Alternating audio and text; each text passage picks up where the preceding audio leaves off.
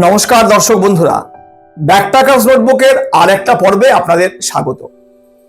আজকের এই ভিডিও অবশ্যই ইউরোপ বেড়াতে যাওয়ার সম্বন্ধীয়, কিন্তু এই ভিডিওর অ্যাপ্রোচ একদম সেপারেট। মানে আগে কখনো এই ধরনের ভিডিও ইউটিউবে কেউ বানিয়েছেন বলে আমার জানা নেই। আপনি নিজের মতন করে পরিকল্পনা করে ইউরোপ বেড়াতে যেতে চাইছেন, কিংবা ট্রাভেল কোম্পানিদের সাথে যেতে চাইছেন, যদি এই ভিডিওটা আপনি সবটা দেখেন, তাহলে আপনার কাছে ইউরোপ বেড়াতে যাওয়া সম্বন্ধীয় সমগ্র বিষয়টা একটা সুস্পষ্ট ধারণা তৈরি হয়ে যাবে। মানে কোন দেশ কোথায় আছে, কোন দেশের কোন দ্রষ্টব্যগুলো কোথায় আছে, কেন ট্রাভেল কোম্পানিগুলো সেগুলো এড়িয়ে অন্যগুলোতে নিয়ে যায়, কিংবা আপনি নিজে পরিকল্পনা করলে কিভাবে এগোবেন, কোন জায়গার পরে কোন জায়গা দেখলে আপনার সুবিধা হবে, এ সবটাই আমি অন স্ক্রিন লাইভ ডেমনস্ট্রেশন দিয়ে দেখাবো, যাতে করে আপনাদের বুঝতে সুবিধা হয়। আমি বিশেষভাবে অনুরোধ করব সমগ্র ভিডিওটা দেখুন, কারণ প্রত্যেকটা বিষয়ের সঙ্গে লিঙ্ক। কোনো একটা বিষয় আপনি মিস করে গেলে কিন্তু সবটা বুঝতে পারবেন না। আসুন আর দেরি না করে সরাসরি স্ক্রিনে নজর দেওয়া যাক।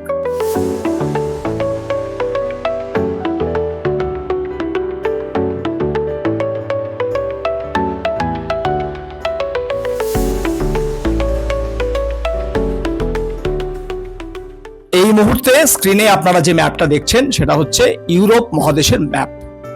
আপনারা জানেন ইউরোপ মহাদেশ খুব বড় একটা মহাদেশ না হলেও এখানে রয়েছে প্রচুর দেশ, অনেক ছোট ছোট দেশ এখানে রয়েছে, যারা প্রত্যেকেই প্রাকৃতিক সৌন্দর্যে ভরা, যাদের রয়েছে একটা উৎকৃষ্ট সংস্কৃতি, যাদের রয়েছে একটা সমৃদ্ধশালী ইতিহাস, এবং যেখানকার স্থাপত্য ও শিল্পকলা দেখতে সারা বিশ্বের মানুষ বছর ভর ভিড় জমান এই মহাদেশে।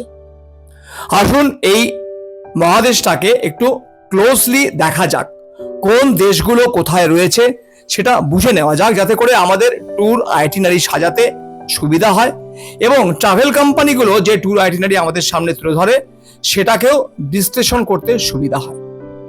আমরা মোটামুটি ভাবে 4টি ভাগে ভাগ করছি ইউরোপকে। প্রথমে দেখে নেওয়া যাক ওয়েস্টার্ন ইউরোপের দেশগুলোকে।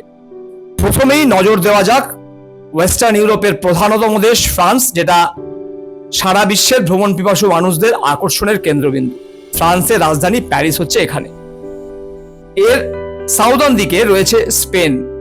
স্পেনের যে দুটো শহর ভ্রমণ পিপাসু মানুষদের আকর্ষণের কেন্দ্রবিন্দু, তার মধ্যে একটা হচ্ছে বার্সেলোনা আর একটা হচ্ছে মাদ্রিদ। মাদ্রিদ একদম মাঝখানে, আর এটা হচ্ছে বার্সেলোনা। আর পর্তুগাল রয়েছে এর সঙ্গে লেগে। এর যে শহরটা সবচেয়ে আকর্ষণের কেন্দ্রবিন্দু সেটা হচ্ছে লিসবন। এটা সমুদ্রের উপকূলবর্তী একটা শহর। এবার ফ্রান্সের গায়ে এদিকে লেগে রয়েছে জার্মানি। জার্মানির পাশে রয়েছে বেলজিয়াম, আর এখানে হচ্ছে নেদারল্যান্ডস। নেদারল্যান্ডসের আপনারা জানেন অ্যামস্টারডাম, যার ক্যানেল সারা বিশ্বের কাছে একটা বিস্ময়, সেই নেদারল্যান্ডসের রাজধানী হচ্ছে অ্যামস্টারডাম। আর এই হচ্ছে বেলজিয়াম। বেলজিয়াম কিন্তু আগে সেনজেন ভিসা নিয়ে যাওয়া যেত না, বর্তমানে বেলজিয়াম সেনজেন ভিসা নিয়ে যাওয়া সম্ভব। জার্মানির যে দুটো শহরকে প্রধান শহর হিসাবে আমরা জানি, তার মধ্যে একটা হচ্ছে এই মিউনিক, আর একটা হচ্ছে এই বার্লিন। এই হচ্ছে বার্লিন আর এই হচ্ছে মিউনিক। দেখে নিতে পারলেন আপনারা জার্মানির বার্লিন এবং মিউনিক শহরটা কোথায় রয়েছে। এবার নজর ফেরানো যাক জার্মানির গায়ে লেগে থাকা চেক রিপাবলিক, চেকোস্লোভাকিয়া, যার প্রাগ ইউরোপ ভ্রমণার্থীদের জন্য আর একটা প্রধান আকর্ষণ। এবার এই জার্মানির গায়ে আরেকটা দেশ লেগে রয়েছে, সেটা হচ্ছে অস্ট্রিয়া। অস্ট্রিয়ার রাজধানী ভিয়েনা আর একটা আকর্ষণীয় প্রদেশ, যেটা সারা বিশ্বের ভ্রমণ পিপাসু মানুষরা ঘুরে দেখতে আগ্রহী হন। কিন্তু অবশ্যই চেকোস্লোভাকিয়া কিংবা অস্ট্রিয়ার আগেও যে দেশটাতে মানুষরা বেশি করে যেতে চান সেটা হচ্ছে এই সুইজারল্যান্ড। এই হচ্ছে সুইজারল্যান্ড। সুইজারল্যান্ডের এই হচ্ছে জুরিক, আর এই হচ্ছে লুসান।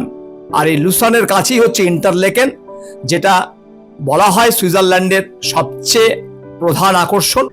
এই ইন্টারলেকেন থেকেই আপনারা যেতে পারবেন সেই জুংফ্রাউ, যার কথা আমি আমার অনেক ভিডিওতে বারবার বলেছি। এবার নজর দেওয়া যাক ইউরোপের অন্যতম বড় দেশ ইতালি।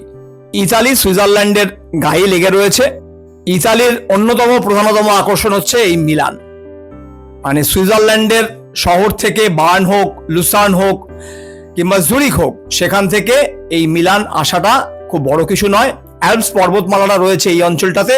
এই অ্যালপস পর্বতমালাটাকে পার করে আপনাদেরকে মিলান আসতে হবে ট্রেনে করে।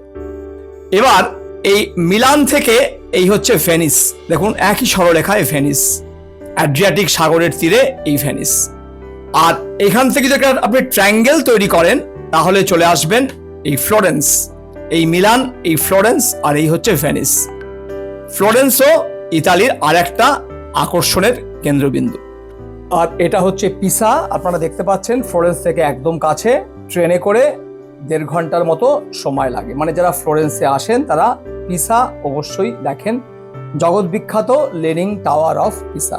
ফ্লোরেন্স থেকে আপনারা আসতে পারছেন রোম। রোম নিয়ে আলাদা করে বলার কিছু নেই, সারা বিশ্বের কাছে রোম একটা বিস্ময়। রোমের কলোসিয়াম, রোমান ফোরাম, এগুলোর কথা আমি আমার অনেক ভিডিওতে আপনাদেরকে বলেছি। আর যারা ইতিহাস ভালোবাসেন তারা আসতে পারেন এখান থেকে নেপলস। এই দেখুন, এই হচ্ছে নেপলস। এই নেপলসের কাছেই হচ্ছে পম্পেই নগরী। এই হচ্ছে পম্পেই, আপনারা দেখতে পাচ্ছেন পম্পেই। ইতালির আর একটা দ্রষ্টব্য এই অ্যামালফি।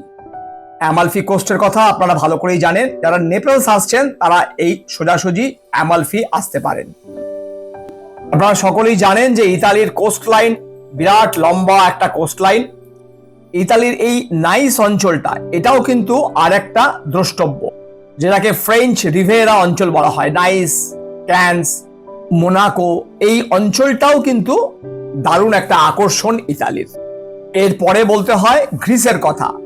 এই আপনারা দেখছেন, এটা হচ্ছে গ্রিস, এই হচ্ছে ইতালি, এই হচ্ছে গ্রিস। কিন্তু ইতালি থেকে গ্রিসের কিন্তু কোনো ডাইরেক্টলি কানেক্টেড নেই। আপনাকে গ্রিসে আসতে হলে অ্যালবেনিয়া, নর্থ ম্যাসিডোনিয়া হয়ে আসতে হবে, অথবা বাই ফ্লাইট আসতে হবে। মানে গ্রিস একটা সেপারেট অঞ্চল বলতে পারেন, রিজন অফ ইউরোপ, যেটাতে আসতে গেলে আপনাকে বাই ফ্লাইট আসাটাই that will B most convenient. Greece বললেই সেই এথেন্সের কথা বলতে হয়। এথেন্স সেই ঐতিহাসিক শহর। আর গ্রিসের আর একটা জায়গার কথা অবশ্যই আপনাকে বলতে হবে, দ্যাট ইজ সান্তোরিনি। কিন্তু মনে রাখতে হবে সান্তোরিনি একটা আইল্যান্ড। এই হচ্ছে আইল্যান্ড, যেটা গ্রিসের যে মূল ভূখণ্ড সেটা থেকে কিন্তু অনেকটা দূরে। তাই সান্তোরিনি আসতে গেলে আপনাকে বাই ফ্লাইট আসতে হবে। এটা হচ্ছে গ্রিসের মূল ভূখণ্ড, আর এটা হচ্ছে সান্তোরিনি। সান্তোরিনির ক্যাপিটাল হচ্ছে ফিরা। এই ফিরা আপনারা দেখতে পাচ্ছেন। তার মানে গ্রিসের সঙ্গে এর ডাইরেক্টলি কোনো ল্যান্ড লিঙ্ক নেই। হয় আপনাকে ক্রুজে করে আসতে হবে, অথবা বাই ফ্লাইটে করে আসতে হবে। আর একটা জায়গার কথা অবশ্যই আমাদেরকে বলতেই হবে, সেটা হচ্ছে এই ক্রোয়েশিয়া। এই দেখুন ইতালি, এই হচ্ছে ক্রোয়েশিয়া। ক্রোয়েশিয়ার যে জায়গাটা সবচেয়ে আকর্ষণের কেন্দ্রবিন্দু, সেটা হচ্ছে ক্রোয়েশিয়ার ডুব্রনভিক কোস্ট। এটা হচ্ছে ক্রোয়েশিয়ার ডুব্রনভিক কোস্ট। এটাও ইউরোপ ভ্রমণের অন্যতম প্রধান আকর্ষণ। আর একটা দেশের কথা বলা দরকার, সেটা হচ্ছে এই হাঙ্গেরি। হাঙ্গেরির বুদাপেস্ট। বুদা এবং পেস্ট, এই দুটো শহরকে নিয়ে হচ্ছে বুদাপেস্ট। এই বুদাপেস্টের একদিকে রয়েছে অস্ট্রিয়া। অস্ট্রিয়া দিয়ে আপনারা এই হাঙ্গেরি ঢুকতে পারেন। এগুলো কিন্তু সব ইস্টার্ন ইউরোপের দেশ। ক্রোয়েশিয়া, হাঙ্গেরি, অস্ট্রিয়া, এগুলো সব ইস্টার্ন ইউরোপের দেশ। আর যদি আপনারা ইউরোপের উত্তরের দেশগুলোতে যেতে চান, যেগুলোকে স্ক্যান্ডিনেভিয়ান কান্ট্রিজ বলা হয়, সেগুলোর জন্য আপনাদেরকে আলাদা করে ট্যুর পরিকল্পনা করতে হবে। দেখুন, এটা হচ্ছে ডেনমার্ক। ডেনমার্ক পোল্যান্ড এবং জার্মানির খুব লাগোয়া। তার মানে জার্মানি ট্যুরের সঙ্গে আপনারা ডেনমার্ককে ইনক্লুড করতে পারেন যদি আপনারা এই স্ক্যান্ডিনেভিয়ান ট্যুর করতে চান। আর এই হচ্ছে নরওয়ে, আর এই হচ্ছে ফিনল্যান্ড। তার মানে ফিনল্যান্ড, সুইডেন, নরওয়ে পাশাপাশি তিনটে দেশ, যেটা ডেনমার্কের থেকে বেশি দূরে নয়। আর এই হচ্ছে আয়ারল্যান্ড, আর এই হচ্ছে ইউনাইটেড কিংডম। এই দুটো কিন্তু সেনজেন ভিসা নিয়ে যাওয়া সম্ভব নয়, তাই এই দুটো দেশকে আমি আমার আলোচনার মধ্যে রাখলাম না। আশা করি ইউরোপের ম্যাপ দেখে আপনাদের একটা ধারণা তৈরি হয়ে গেল যে ইউরোপের কোন দেশটা কোথায় আছে এবং সেই দেশের প্রধান আকর্ষণীয় স্থানগুলো কোথায় আছে। আর এই ধারণা থেকে আপনি নিজেই ঠিক করতে পারবেন যে ইউরোপের কোন শহর থেকে আপনি কোন শহরে গেলে that will be easier for you, more convenient কোনটা হবে সেটা আপনি নিজেই ঠিক করতে পারবেন। এবং এটাও বুঝতে পারবেন যে এই ট্যুর কোম্পানিগুলো যেভাবে ট্যুর আইটিনারি বানায় তাতে করে তারা যে গোজ শহরগুলোকে ঢুকিয়ে দেয়, তারা কেন ঢুকিয়ে দেয়, কেন তারা সেরা ডেস্টিনেশনগুলোকে তাদের আইটিনারিতে না রেখে কম পরিচিত কিংবা নট সো মাচ ফেমাস ডেস্টিনেশনগুলোকে তাদের আইটিনারিতে রাখে, সেটা আপনি নিজেই বিশ্লেষণ করতে পারবেন। যারা ধৈর্য নিয়ে আজকের এই ভিডিওটা সম্পূর্ণটা দেখলেন, আমি বিশ্বাস করি তারা এটা বুঝতে পারছেন কোন ডেস্টিনেশনগুলো কিভাবে যাওয়া উচিত এবং কেন ট্রাভেল কোম্পানিগুলো আপনাদেরকে সেই জায়গাগুলোতে নিয়ে যায় যেগুলো অবশ্যই ইউরোপের সেরা ডেস্টিনেশন হিসেবে পরিচিত নয়। এ সবটাই আপনি বুঝতে পারলেন। এবার আসুন সেই মতো নিজেরা পরিকল্পনা করুন। আমার এই চ্যানেলে অনেকগুলো ভিডিও রয়েছে যা আমি নিশ্চিত আপনারা যদি সবগুলো দেখেন নিজেরাই এতটাই ওয়েল ইকুইপড হয়ে যাবেন যে ট্রাভেল কোম্পানিগুলোর ফাঁদ এবং লুট এড়িয়ে নিজেরাই ইউরোপ ঘুরে আসতে পারবেন অনায়াসে। এই বিষয়ে আপনাদের যদি কোনো রকমের কোনো পরামর্শের দরকার হয়, যদি কোনো সাহায্য চান, তাহলে অবশ্যই দেখুন আমি স্ক্রিনে আমার ফোন নাম্বার দিয়ে দিয়েছি, আমার ডেসক্রিপশন বক্সেও থাকছে। সরাসরি আমাকে ফোন করতে পারেন বা হোয়াটসঅ্যাপ মেসেজ করতে পারেন। না, আমি এই সহায়তা প্রদান করি একদম বিনা পয়সায়, মানে আমি এর জন্য কোনো রকমের কোনো অর্থ নিই না। সে আপনার ট্রাভেল আইটিনারি তৈরি করা হোক কিংবা কাভার লেটার লেখা হোক, এই সম্বন্ধে সমস্ত রকমের সহায়তা আপনি আমার কাছে পেয়ে যাবেন বিনা পয়সায়। যদি ব্যাকপ্যাকার্স নোটবুকের এই যে প্রয়াস সাধারণ মানুষকে এতটাই ওয়েল ইকুইপড করে দেওয়া যে তারা নিজেরা ইউরোপ সহ বিশ্বের যে কোনো দেশ থেকে অনায়াসে ঘুরে আসতে পারেন, এই প্রয়াসে যদি আপনি সামিল হতে চান তাহলে অবশ্যই এই চ্যানেলের কথা, এই ভিডিওর কথা আরো মানুষের কাছে পৌঁছে দিন, যাতে করে তারাও উদ্বুদ্ধ হয়ে অনুপ্রাণিত হয়ে নিজেরা ঘুরে আসতে পারেন ইউরোপ সহ বিশ্বের যে কোনো দেশ থেকে। আশা করি যারা আজকে আমার চ্যানেলে নতুন এসেছেন তারা নিশ্চয়ই আমার এই চ্যানেলটি ইতিমধ্যেই সাবস্ক্রাইব করেছেন। যদি না করে থাকেন তাহলে চ্যানেলটি সাবস্ক্রাইব করার পাশাপাশি বেল আইকনটিও প্রেস করতে ভুলবেন না।